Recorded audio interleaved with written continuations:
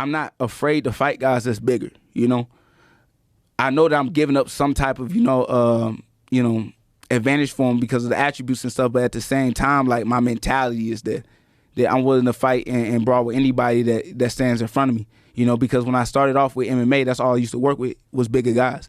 And sometimes I was like, oh, man, I can actually take the advantage because I'm faster and my footwork is there. You know what I mean? Or I'm just better or skill set wise, you know, because you already know, like, the heavier the weight class, you know, the less skills. Smaller weight class, the more skills. You know what I mean? Flyweight division got some of the best fighters in the world. Do you think that's the case in the 170s and 185s? Because I don't think that's the case. I mean, structurally, when you see maybe at heavyweight. But even at 185, you still got a lot of guys that's not that good, but they just powerful. You know what I mean? But I would just put a great example. You see a lot more strikers in the 185 division, but in 170, what do you see more grapplers? And at the end of the day, in my humble opinion, MMA is still structured for grappling.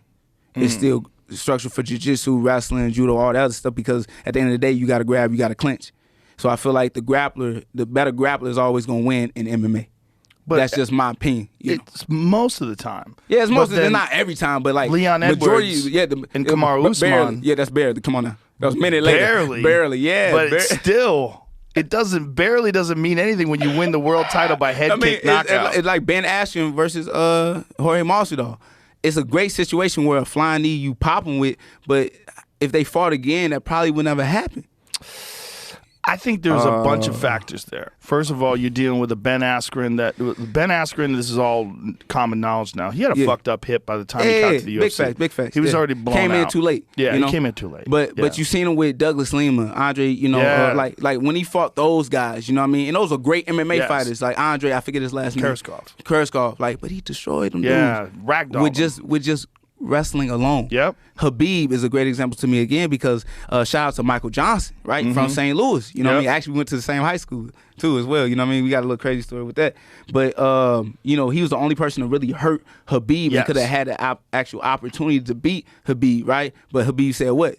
I'm going to take you down and keep you down. Yeah. So I feel like the majority of grapplers is always going, or the better grapplers is always going to be the better striker. I think it's the most important skill in MMA because the grappler has the ability to dictate whether the fight stays up or goes to the ground. That's why when a guy like Bo Nickel gets into the MMA world, everybody's like, "Oh shit!" Big facts. Because it's just such an accelerated wrestler. But at the same time, it's still levels to it, right? Sure. Because Aaron Pico, I think, is a great example because they rushed him too fast. Because he actually fought a dude named Zach Freeman, who's from Missouri as well, and experienced dudes. Like Zach Freeman wasn't like the most talented, but hard-working dude.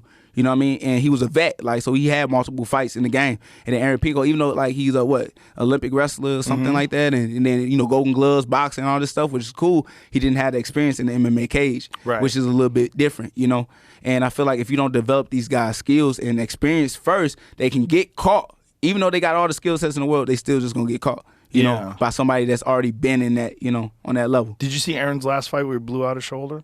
Where he blew out his shoulder? No, I didn't see that. He had the same thing that happened with TJ. He dislocated his shoulder and then had to stop the fight. He threw a left hook and it just popped out. It just popped out.